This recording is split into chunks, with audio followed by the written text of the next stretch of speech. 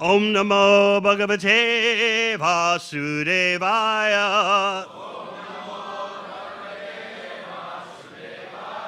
Om Namo Bhagavate Vasudevaya. Om Namo Bhagavate Vasudevaya.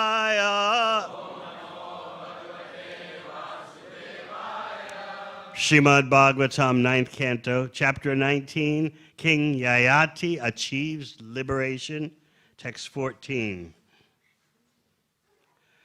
Najatu kama kamanam upabhogena samyati Avishya Krishna Vartmeva Bhuya Eva Bivartate Najatu Kama Kamanam Upabhogena Samyati Avishya Krishna Vartmeva Bhuya Eva Bivardhate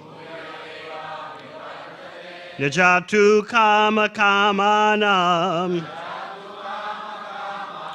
Upabhogena Samyati Avishya Krishna Vartmeva Bhuya Eva Bivardhate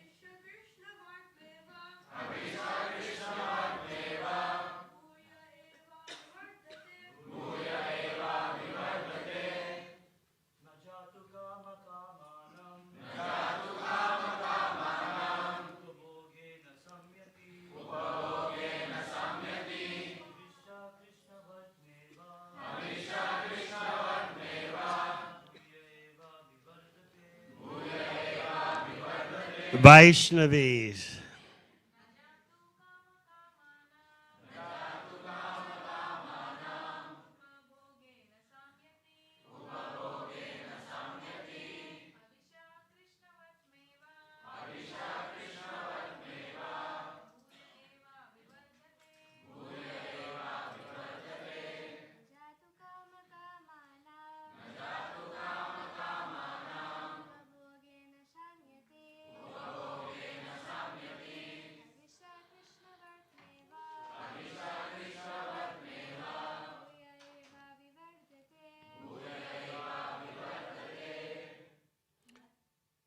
Na, not.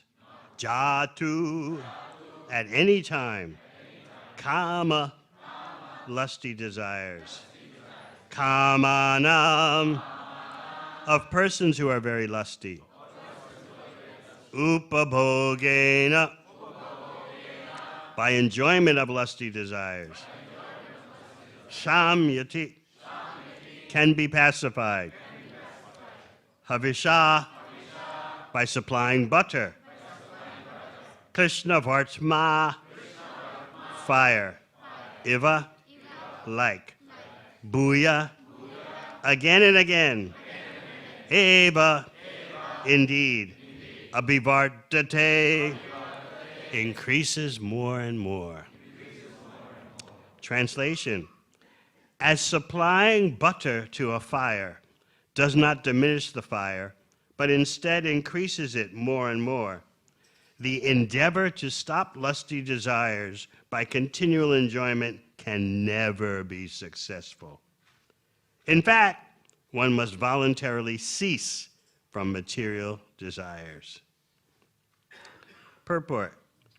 One may have enough money and enough resources to satisfy the senses, but still not be satisfied.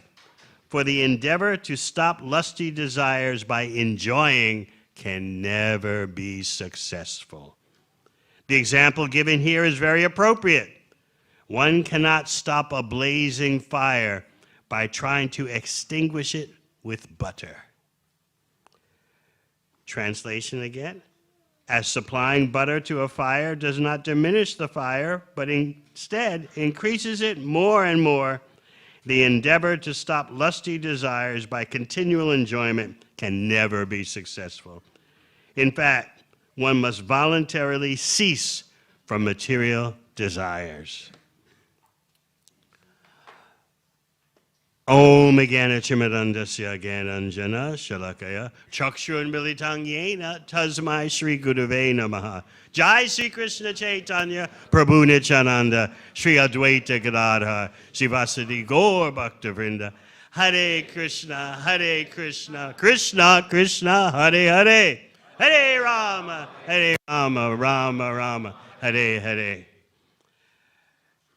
So this verse totally negates the objective of society today. What passes as civilization is a futile attempt to attain satisfaction by constant material enjoyment. The fallacy is that because I have material desire, there must be material fulfillment. Otherwise, why am I having these material desires if fulfillment is impossible? The fact that I have material desires lets you know that satisfaction is possible. But Srimad Bhagavatam is saying no. You can never be satisfied by trying to fulfill material desires.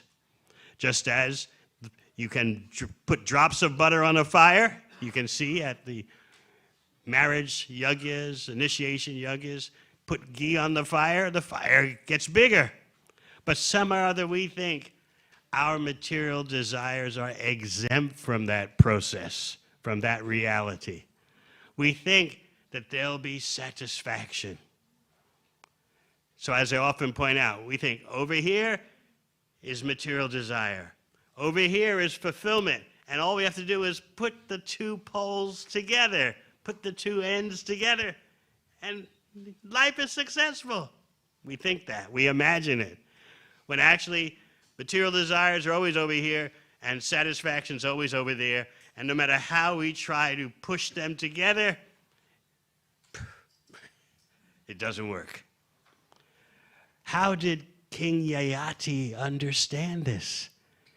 He had everything. He's 8th in the line from Brahma in terms of descendants. He's coming from the line of Atri Muni, one of Brahma's sons. Yet, he's showing such a dramatic example of someone thinking he'll be satisfied, and it never happens. He's giving personal testimony. For thousands of years, I've tried to satisfy myself through material enjoyment. And now I can see it's not happening, and it will not happen. He got himself into a predicament, and he was cursed to have premature old age. Sounds horrible, doesn't it? When you're in the peak of your life, peak of sensory strength, and you're cursed to be old. Obviously, he was in a very difficult situation. And the priest, Shukracharya, who cursed him, realized, well, he's married to my daughter, and if he becomes prematurely old, that'll affect my daughter. So therefore, I'll give him a special escape route. All you have to do, Yayati, Shukracharya told him, all you have to do is get one of your sons to trade their youth for your old age. What happened next is history in the making. Yayati turned to his oldest son because traditionally the oldest son carries the authority of the father. Even today in some of your traditional households, that's still the case. It's fading, the tradition's fading, but the notion is still there. So he turned to Yadu. Is Yadu Prabhu here? No. He turned to Yadu, who is the founder of the Yadu dynasty. And he said, please take my old age, give me your youth. Yadu refused. Why? Was it because of selfish, materialistic reasons? No way I want your old age. I've got to enjoy. That wasn't Yadu's thinking. His rejection was based on dharma, that I know that in the future, in the dynasty that I begin, Krishna, the Supreme Personality of Godhead, will appear. So therefore, I don't want to delay the appearance of the Lord by becoming premature old, and then later in life, I know my father will give my youth back, but it'll delay the whole process. And also, I don't want to be in family life at the end of my life. I want to go through it now. So he had two reasons. I don't want to be an old man and starting a family. And also, in my family line is going to be the appearance of the Supreme Personality of Godhead. We don't want to delay that. So for all those reasons, no, I will not take your old age and give you my youth. So then Yayati turned to some other sons, and he said, will you please accept my premature old age, and you give me your youth? And they responded based on adharma, irreligion, that we want to enjoy. We don't want to be old. Forget it. We've got a whole future program of material enjoyment plan, and old age doesn't figure into the plan. So their refusal was based on selfish reasons. Then Yayati turned to his youngest son, Puru. And Puru gave a very extraordinarily beautiful answer. He said, I am not a qualified son, because if I were truly a qualified son, you wouldn't have had to ask me. I would have anticipated what your desire is and rose to the occasion. But because you had to ask me, that means I'm not a first-class son.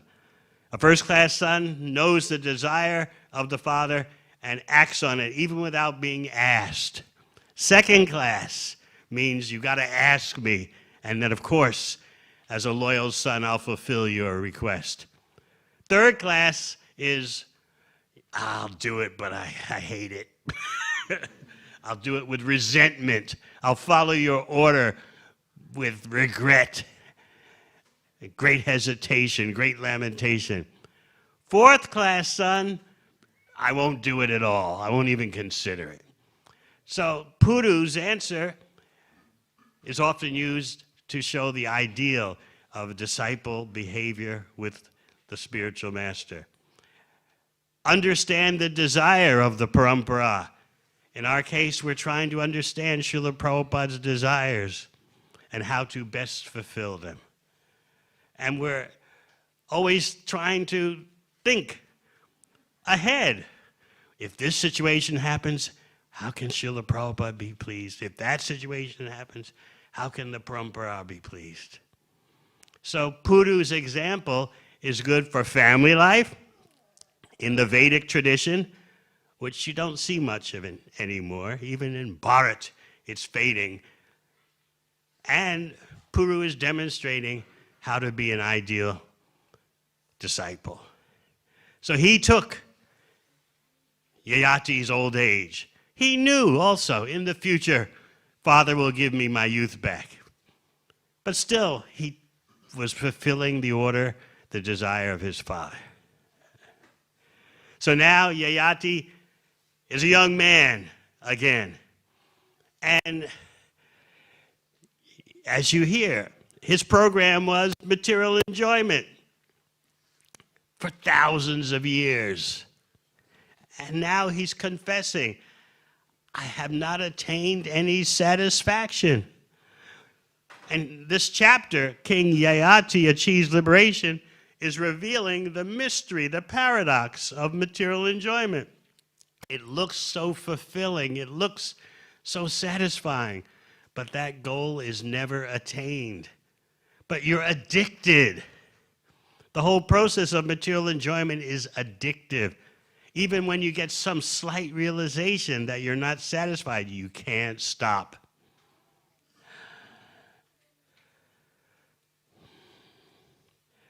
So in this chapter, Prabhupada is presenting the classic Vedic Varnashrama solution. Pancha Sordvam Vanam Vrajit. When you're 50, that's it. Finished. Sometimes householders tell me, why that Vedic injunction? After 25 years of marriage, there's finally peace. And then you got to walk away? We've been battling for 25 years. And then 50 years old, you're supposed to retire? That's when that's when peace finally breaks out. This is the classic Vedic system. It assumes that the man marries when he's 18, maximum 25, and then spends 25 years, and that's enough. Give the wife some sons and move on. So Prabhupada, several times in this chapter, is advocating the classic Vedic system. You have to voluntarily walk away from it. Voluntarily desist. So Yayati is giving a song to his wife in the form of a joke. Let me tell you about the he-goat and the she-goat. And it seems to be an innocent, humorous story, but Devayani, his wife, gets the point after the end of the story. Yayati tells her, I rescued you from a well. It's a long story in the previous chapter of how Devayani, by one of her envious girlfriends, was thrown into a well and abandoned, an empty well. And then Yayati comes along and sees this beautiful girl in the bottom of the well, and as a Kshatriya, noble and chivalrous and respecting Dharma, he extends his hand to help her climb out of the well. And she says, well, you have touched my hand. That means you want to marry me. This is the classic Vedic system. Nowadays, what is it? Touch my hand or not doesn't mean anything. You may marry me, you may not, so what? Don't worry about it. But in the classic Vedic system, everything is precise and disciplined. So Yayati accepted. Yes, I've helped you out of the well. I've grabbed your hand to pull you out of the well. So yeah, let's marry. And besides, you do look very beautiful. But he got into problems with his wife's father, who was Shukracharya. Often Shukracharya sides with the Asuras. And in this case, Shukracharya was concerned that you did something that wounded my daughter, therefore I'm going to curse you. So that's how Yayati became cursed with premature old age, and then he had to talk to his sons about who's going to accept my old age and give me their youth. But now, after thousands of years, this is not Kali Yuga, obviously, the lifespans are much longer. After thousands of years of trying to satisfy a fire by drops of ghee, Yayati's noticed, my desires are simply increasing. What to do? And as we heard in the previous verse, a person who is lusty cannot satisfy his mind, even if he has enough of everything in this world, including rice, barley, and other food grains, gold, animals, and women. Nothing can satisfy him. So note the example is given of natural resources: gold, rice, barley.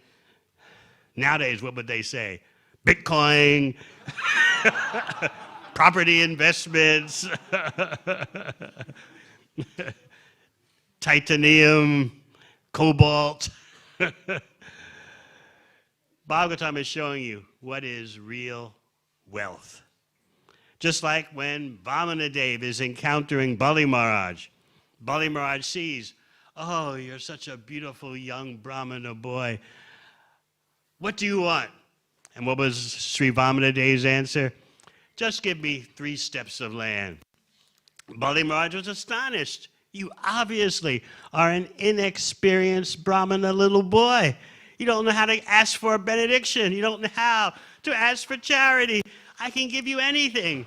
Mounds of gold and silver, elephants, Brahmana girls for you to marry. And you're only asking for 3 steps of land? You don't know what you're doing. But anyway, if that's what you want. What was Vamanadeva's response? He gave a loud hint. Someone who's not satisfied with 3 steps of land won't be satisfied if he possesses even the whole universe. You're about to lose it, Bali. So in that discourse between Bali Maharaj and Vamanadeva, again, the same principle that lust and greed can't be satisfied by attainment. It sounds so counterintuitive to us, doesn't it? If I get what I want, I'll be satisfied. What is the problem? I want this, I want that. The fact that I have senses, the fact I have abilities, the fact that I have resources means they should be used to get what I want. And then I'll be satisfied. But this chapter, in which King Yayati is going to achieve liberation, points out that just because you have the ability, just because you have the resources, doesn't mean satisfaction will follow. So in this chapter, Prabhupada describes materialism as a disease, which affects the core of your being. It affects our heart. And therefore, there can't be mental satisfaction because of this core disease. And this is what Yayati is revealing to his wife. I'm never satisfied. Finally, I realize I can't be satisfied. I've got to give this up. I've got to change my program. So he puts together this story of the she-goat and the he-goat, which resembles the history of what his wife and him went through. He's telling her, I rescued you from the well when you were trapped, thrown in there by an envious girlfriend. I rescued you from an empty well. And what did you do? You repaid me by throwing me in the well, the dark well of sense gratification. So I rescued you from the well, and you threw me into a well. But now, not only will I have rescued you from the well, but I will also rescue you from material life. And part of the program in rescuing her from material life is to explain this extended allegory of the he-goat and the she-goat. You can study this chapter, as every chapter of Bhagavatam is, and you'll find such purification, because what it's telling us seems so counterintuitive, as I said. It seems so natural. Desire and fulfillment. Desire, satisfaction. The whole of the Western attempt at civilization is based on this fallacy. If you can get to the bottom of this one, you save yourself so much trouble. And you save a lot of money, too. Because we think, I want resources. And with resources, I get what I want, and then I'll be peaceful. And we always tell ourselves and we apologize to ourselves and to others. I'm not asking for much. All I want is, and then fill in the blank, right? How many of you have said that? All I'm asking for is, and as if just because all I'm asking for is that material acquisition, I'll be satisfied. Not possible. This is a hard lesson to learn unless you have undergone repeated hearing. And that's what Yayati is bringing about. He's instructing his wife. And at the end of his instruction, she realizes, he's talking about us, the he-goat and the she-goat. So Yayati now walks away from it all. And she takes his instructions, and not only does he attain liberation, but she also attains liberation. This is the power of potent association. So you may ask, how did Yayati drop it all so quickly after futile trying for thousands of years to satisfy himself? How could he just walk away from it, drop it immediately? Vishwanath Chakravarti Thakur points out, Yayati actually had the association of Ambarish Maharaj. So you see, Yayati is 8th in the line from Brahma through Brahma's son Atri Muni, and Ambarish is 8th in the line from the son of Brahma, Marichi. So somehow or other they were contemporaries. They somehow or other rubbed shoulders. And so by the mercy of Ambarish, Yayati had something good going for him. And therefore he was able to just walk away from his entangling situation. So Prabhupada explains in the chapter that it may seem astonishing that someone can do that. But then we find the footnote, so to speak, that due to the association with Ambarish Maharaj, Yayati had that spiritual common sense that I'm not going to be satisfied. Let me walk away, and in that way I'll benefit my wife and myself, because she followed him in terms of spiritual cultivation. Now, does this mean you all are supposed to walk away from your homes? Walk away from your families? Let's remember the example of the Kurma Brahmana during Lord Chaitanya's tour of South India. Lord Chaitanya had a program. Whoever crossed his path, Lord Chaitanya would glance upon him, sometimes embrace the person, and surcharge that person with Krishna Prem. And then that person would go back to his village and meet other persons. They would be surcharged. And then people from neighboring villages would come to that village and become surcharged. And this way a whole chain reaction was set off that covered all of South India. So this, what you're going to hear, how Lord Chaitanya interacted with Kurma Brahmana, is an example of a program that he did throughout South India. So he was at Kurma Kshetra, where the Kurma deity is. And one Brahmana invited him, please come to my home. The Brahmana's invitation was done with great respect, showing classic Vaishnava culture. Please come to my home for lunch. And so Lord Chaitanya did, and the Brahmana's whole family bathed Lord Chaitanya's feet and drank the water. One day, if we can taste the water that's washed the lotus feet of Sri Gauranga Mahaprabhu.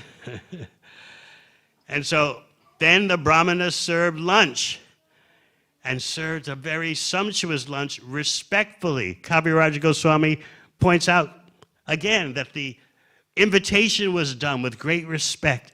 The serving of the lunch prasad was done with great respect. And then after lunch, Kurma Brahmana made his request. Your lotus feet are meditated upon by Brahma, and now those lotus feet are in my home. Now my whole life is successful. My janma, my kula, my dhana. Evidently, the Kurma Brahmana was an aristocratic Brahmana and was prosperous. But he said, now my aristocratic birth, Now my family, now my wealth is all blessed because you are here. And then he made his request. I can no longer tolerate the waves of material enjoyment. I want out. Take me with you. And what was Mahaprabhu's response? Don't talk like that. Just stay at home, cultivate bhakti. If you do that, material life will not obstruct you. If you do that, we'll meet here again. In fact, if you do that, you'll always be with me. And that's when Lord Chaitanya gave the famous instruction, Jare deko tare koho Krishna upadesh. Amar agya guru hoya taro desh. Wherever you go, whomever you meet, teach the science of Krishna on my order. So Srila Prabhupada gives extensive purports about how it's not necessary for everyone to walk away from their home if they use their home as a base to teach others about Krishna. If they use their home as a base for Krishna Upadesh, instructions, how to attain Krishna, how to please Krishna.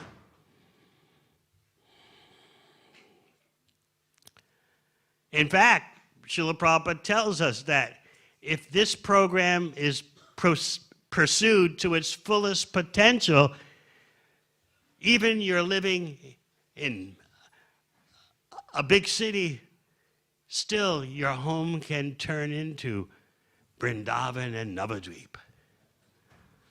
And we see that peak potential in the life of Srila Bhaktivinoda Thakur in his song, Shuddha Bhakata Charana Renu. He describes how he's doing arti in his home to his home deities, and he sees the whole home turn into Goloka Vrindavan. He's showing you the peak potential. Of course, Bhaktivinoda Thakur is no ordinary person, but still, we should not overlook the fact he's showing the peak potential of bhakti, what is possible. So Lord Chaitanya departs from the home of the Kurma Brahmana. Kurma Brahmana followed Lord Chaitanya a bit of a distance, but Lord Chaitanya sent him back. And then Lord Chaitanya had his pastime with Vasudeva, the Brahmana Vasudeva. The Brahmana Vasudeva heard that Mahaprabhu was at the home of Kurma Brahmana. So Vasudeva, who's a leper, shows up. He's a leper with sores all over his body with worms in them. And as you read in Chaitanya Charitamrita, every time a worm would drop from one of the sores, drop from the sores on his body to the ground, Vasudeva would pick up the worm and put it back. He's clearly far from being on the bodily platform. So he comes to the house of Kurma Brahmana expecting to see Sri Chaitanya Mahaprabhu. And he's told, sorry, Mahaprabhu has left. What was Kurma Brahmana? What was Vasudeva Brahmana's reaction? He fainted on the ground.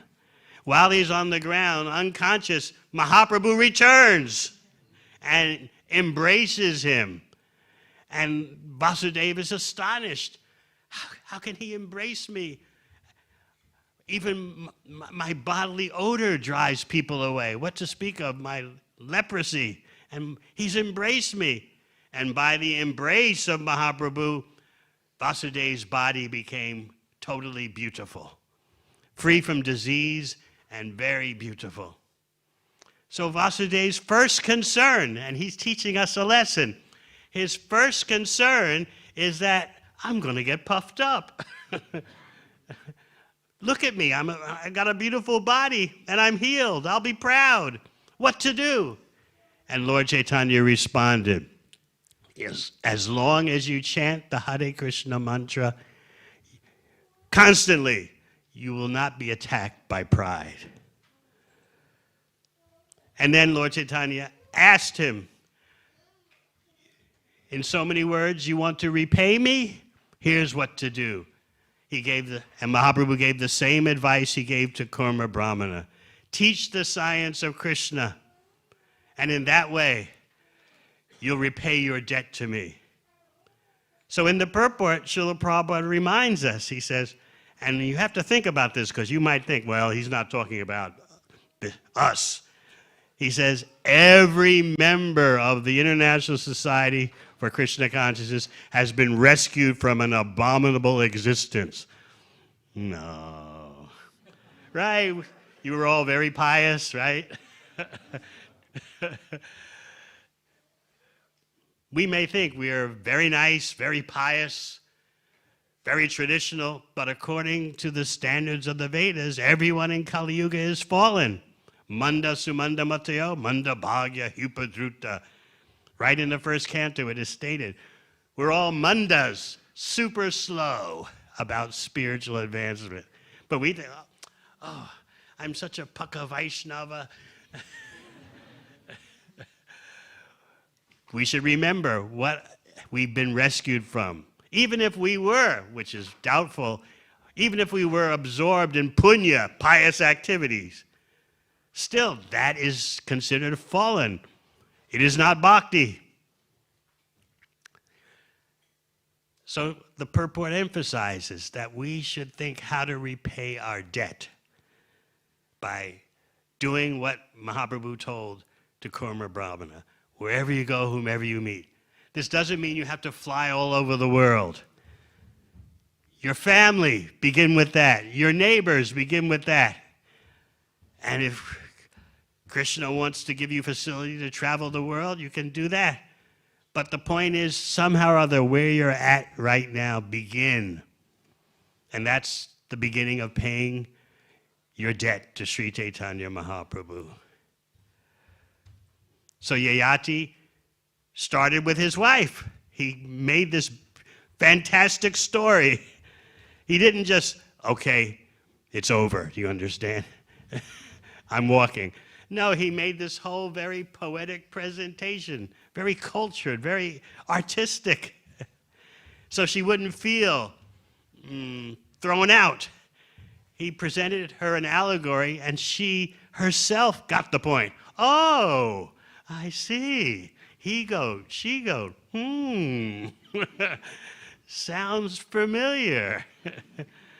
So in the midst of all this education, we are being educated. In the midst of this education that Yayati is giving to Devahuti, we are becoming educated in a point that we need to hear again and again. Material desires cannot be fulfilled. They have to be purified by being engaged in Krishna's service. That's a better solution than just stopping. Stopping is better than going on, indulging, but stopping is not the lasting solution. The lasting solution is to act for Krishna's pleasure, and that is the whole bhakti program. Therefore, Mahaprabhu gave that program to Kurma Brahmana. Wherever you go, whomever you meet, teach the science of Krishna. So throughout Srimad Bhagavatam, we get this lesson. How about Sudama Brahmana? Because Vasudeva is going to quote Sudama Brahmana. Vasudeva the leper, in marveling over his transformation, is saying, who am I? I'm a Brahmana Bandhu. I'm not a real Brahmana. He's quoting Sudama Vipra. And who is he? Sri Niketana, the Supreme Personality of Godhead, full of all opulences. Yet, he's accepted me as his friend. So Sudama Vipra is on his way back home from Dwarka. You all know the Leela, why Sudama Vipra went to Dwarka, pressured by his wife, who was right. Get some money, we're starving. Their family was so devoid of wealth that she's trembling from hunger.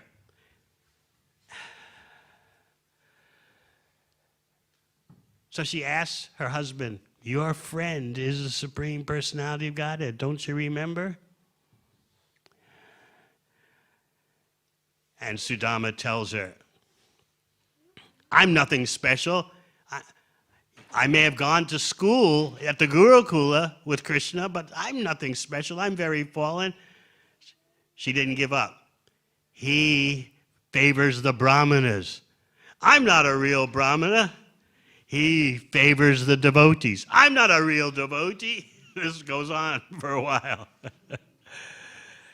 Finally, she tells him, look, go to Dwarka and let him see you. Because even if he doesn't give you anything, his associates will see your condition and give you something. Just show up. She's trembling not only from hunger, but she's trembling from fear. Because she's asking her husband, who's a pure devotee, she's asking him, go see the Supreme Personality of Godhead and ask for money. And she knows her husband doesn't like this. He doesn't like approaching Krishna for material benefit. But Sudama took it as an opportunity to see the Supreme Lord. He said, I'm not so concerned with the money, but my wife's pushing me. Just to keep the peace at home, I'll go. And especially, it's an opportunity to see the Supreme Personality of Godhead. So he went. And you know what happened in the palace of Rukmini. And then he's leaving the palace. Krishna is walking with him. We explained a few weeks ago at the initiation yajna. Krishna, when to honor a saintly person, you accompany the saintly person to the door. So Krishna accompanies Sudama Vipra, showing how to respect a real Brahmana Vaishnava. And so then they part from each other. And what does Sudama think? What does he say? How glorious it is that Krishna gave me not one penny. How wonderful is that? How many of you would have said that? He didn't give me one penny. He knows that if he gave me the slightest amount of wealth, I'd fall down. How glorious my Lord is. He gave me nothing.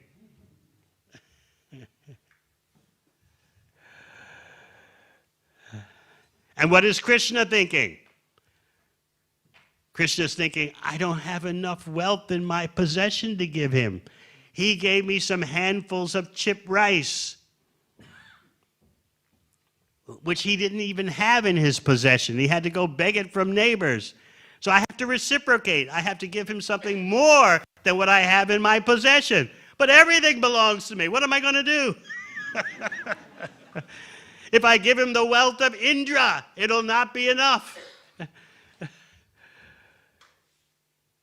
So the acharyas give the example that just like the farmer does his yajna for rain, and the rain is hesitant to rain during the day because the rain is thinking, I can't reciprocate enough with this farmer's yajnas, so I won't show up during the day. I'll rain at night while the farmer is sleeping.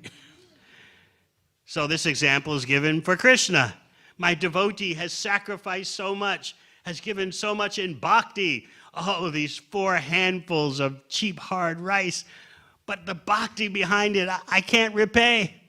So therefore, I can't give him anything when he's in the palace talking to me. But when he gets home, there'll be a big surprise. Now, the secret of Sudama Vipra is that he had a little material attachment, not for possessing wealth, but for being an austere, renounced brahmana. We're not attached to having, and we're not attached to not having. Krishna noted, you're too attached to not having. I'll fix that. Of course, we'll all say, yes, let's be fixed in that way. Jai Shri Krishna. But in order to appreciate what Krishna did with Sudama Vipra, you have to understand that bhakti is the real wealth. All right, any questions?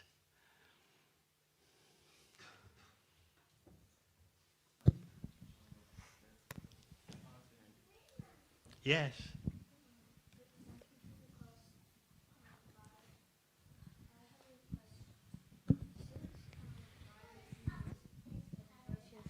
Krishna. Since Maya Devi is her energy inherently good, bad, or balanced, or does it change, like, according to the choices we make? He's asking about Maya, and is she good, bad, or does it, like, change according to the choices we make? she's doing service to the Supreme Personality of Godhead by keeping insincere persons away. Just like a business person or corporate executive has a PA, personal assistant, receptionist, and he or she vets the persons who want to see the big man. So Krishna is a person. He's the biggest. He's Purushottama. So he has someone at the door making sure that persons who are not qualified don't get in to trouble him. That's Maya's job. So for Krishna, that's good. But for us, if we don't take shelter of Krishna, Maya is big problem. Hare Krishna. Yes. Hare Krishna Maharaj. Well, after her, please. Oh, the microphone has to come all the way over here. Hare Krishna Maharaj, thank you for the nice class. Maharaj, you mentioned that the material enjoyment can be very addictive in this material world. Even if we don't get any material happiness, we still want to enjoy. So Maharaj, how can we alert ourselves in a way that we don't get discouraged? Because we see we've been reading these points, hearing these points in every lectures again and again. But when we have to implement it, it becomes very difficult. What's the difficulty? To be implementing that, this is material enjoyment and, we shouldn't go for it. Constant hearing. Because the illusion is so great that if we delay or postpone our hearing and chanting, we become overwhelmed by the illusion. It's too powerful. Krishna himself says that. Daivyesha gunamaye. Mama maya dharaya. This material energy of mine, this Maya, is practically impossible to overcome. But we think, what? It's possible. Look at my education. Look at my family. Look at my job, my business. I'm overcoming. But sooner or later, and it's often sooner, we find out that all material attainments crumble in our hands like dust. Constant hearing is the solution. Just like you come to Bhagavatam class so often. That's the best protection. Otherwise, you could think, now I'm a teenage girl. I can be independent. I can do whatever I like. The world is waiting for me. But by regularly attending Bhagavatam class, all the inauspicious things in the heart become purified. So that's why in this chapter, King Yayati achieves liberation. Srila Prabhupada refers to materialism as a disease. We might think it's just something innocent, it's just a phase everyone has to go through before they renounce when they're 70. It's a disease. When you have a disease, you want to get rid of it as quick as possible, as thoroughly as possible. Yes. Learn from this verse that the material desires one cannot satisfy by the material fulfillments. So, is there anything called spiritual satisfaction also, or a devotee, one should look forward to satisfaction? Spiritual satisfaction means satisfying Krishna. So we're always praying, oh Krishna, how can I satisfy you? Water the tree at the root, all the branches blossom. One day that'll click.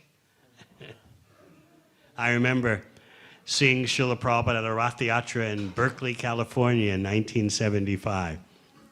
And he gave that same example. He said, I've said it so many times. Water the tree at the root, Bring the food to the mouth and the whole body is nourished. I've said it so many times. Suddenly it clicked on me, at least for that moment. It clicked. I got it. We have to hear it again and again and yet again. Because it's our conditioning, it's our material disease that I should act for my own enjoyment. And then I have to control the situation so I will enjoy. And those twin problems of control and enjoyment bring us so much trouble. And the heart is never satisfied. So if you want peace of mind, you have to deal with this illusion that there's such a thing as fulfillment for the endeavor of material enjoyment. So that's why you have 9 cantos of Bhagavatam to prepare you for the 10th canto. So this is a great mystery, and that's why Yayati made this allegory for his wife, because otherwise it's difficult to understand. But she got it. Oh, he's talking about us. I'm the she-goat, and he's the he-goat.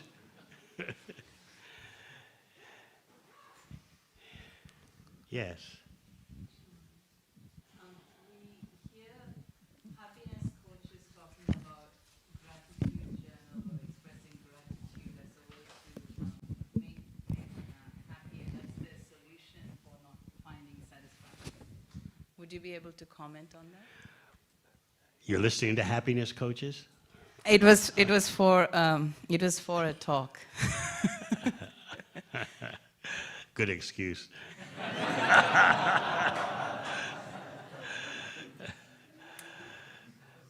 We should know what is real gratitude. Yes, that's what you're concerned with, gratitude?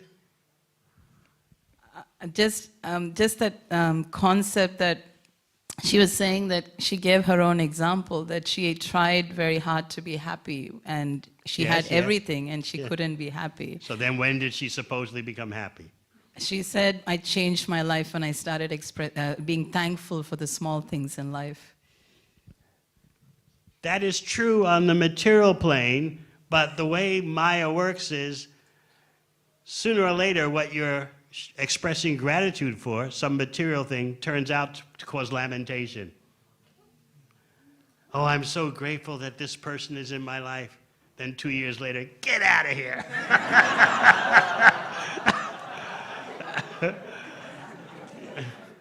Or if you're from India, you don't want a divorce, but you figure out some way to coexist without talking to each other in the same house.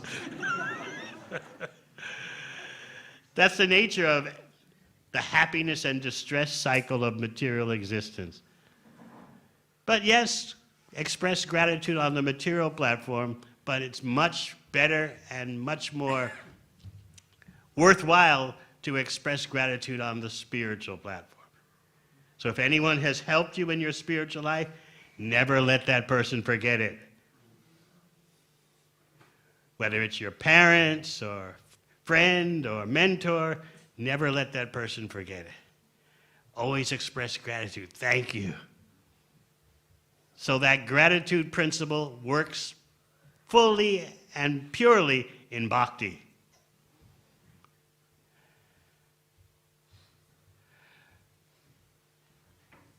Yes. Thank you for the very nice class. You mentioned about how you mentioned the word dialectic Krishna's relationship as a means to pay the debt to Sri Chaitanya Mahaprabhu. So that payment of the debt, does that happen in just our endeavoring our best in trying to outreach, or is that actually dependent on the success of how many devotees made or the books distributed? The success is that you try.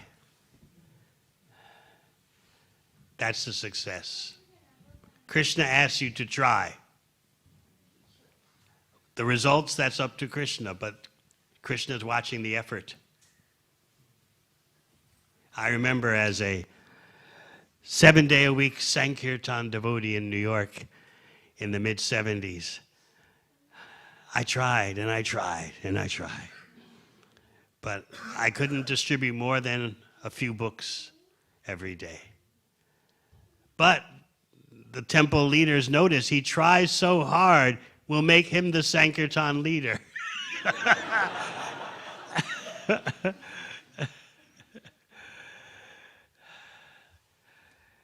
It's the effort to fulfill the request of Mahaprabhu that is the success. Just like our global book distribution minister, Vaisheshika Prabhu, always points out, if you, just by your walking out the door and your feet touching the footpath, that's success. You got out the door. Whatever else happens after that, all glories. But you stepped out the door with the intent, let me try. Success.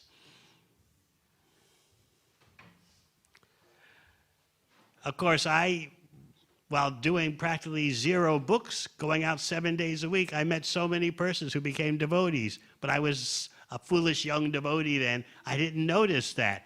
I thought, my scores are not big. I'm useless. But I didn't notice, in my foolishness, I didn't notice that so many persons I met on the street became devotees and are still devotees today. Because now I understand. So just try your best and let Krishna use you as he likes.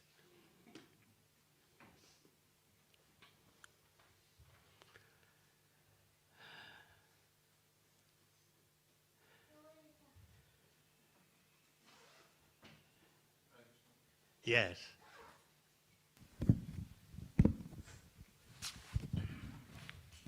Maharaj, you mentioned about the addictive nature of material enjoyment, and we also see the misery that follows that with material enjoyment.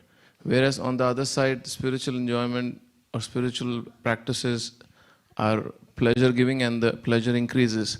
But the addiction where the pleasure is so limited gets caught up with us so quickly. We get addicted to those things which are very, very, they give pleasure for a very short time.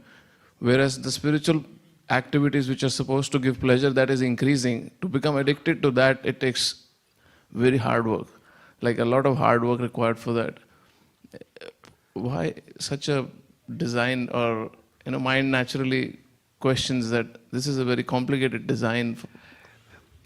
Struggling for material happiness is hard work. So even if you say you have to struggle for spiritual happiness, that's hard work. Don't forget, struggling for material happiness is hard work, and you'll lose it all. If you do get it, you'll lose it. But if you get Krishna, that is your eternal asset. Actually, even the Acharyas explain, even in the beginning stages of bhakti, there's a whiff, there's a fragrance of Krishna prem right in the beginning stage. It's not anywhere near the full impact of once you get to bhava and beyond, but still there's something there even in the beginning stage to encourage you to go onward. And what do you get from material endeavors? You work so hard, you struggle, you tolerate, and then you lose it all. If you ever got it. Most of the time you don't even get what you want. But if you do get what you want, you lose it. Pointless. So learn from Yayati. He's giving a very deep instruction based on his own life. He said, I tried for thousands of years. It didn't work. Now he's moving on. He went back to Godhead. He became an associate of the Supreme Personality of Godhead, and so did his wife. Thank you very much. Hare Krishna.